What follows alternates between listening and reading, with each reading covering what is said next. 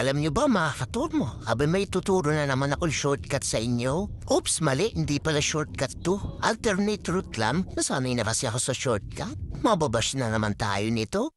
Kaya eto at pabilisin na natin ang video. Nandito nga pala tayo ngayon sa may Fairview. Dito banda papuntang FCM. At pansin nyo naman yung traffic na yan. Alam kong sawang-sawa ka na rin dyan. Huwag kang mag-alala, hindi ka nag-iisa. Ito na ang solusyon para mabawasan ang traffic na dadaanan mo. Andito nga pala tayo dumadaan sa bike lane. Kapag may nakita kayong bike na nandito din, abay paunahin nyo. Kasi nakikiraan lang tayo. Hindi yung bubusinahan mo pa kapag naunahan ka. Dayan lang, pati ito na nga yung ituturo ko. Kumanan kayo dito sa Fairlane Street. Gagawin nyo lang to kapag talagang sobrang traffic dyan papuntang FCM. Tapos kumaliwa naman kayo dito sa Pontiac Street. Siyempre, lagi kong paalala sa inyo, mag-ingat kayo sa mga ganto para sa ipang-bearing mo, pati na ang mga itlog nyo.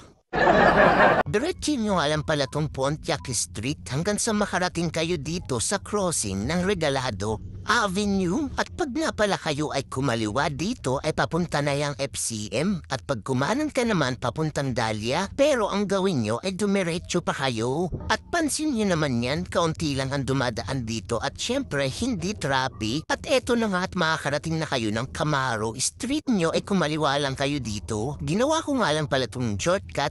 Ay hindi, alternate route para doon sa mga hindi pa nakakaalam. At syempre, kung alam mo na to, abay share mo naman. Dito ay makakarating na tayo ng Don Mariano Marcos Avenue. Yan nga pala yung pangalan ng daan na to sa Google Map. Minasa ko lang.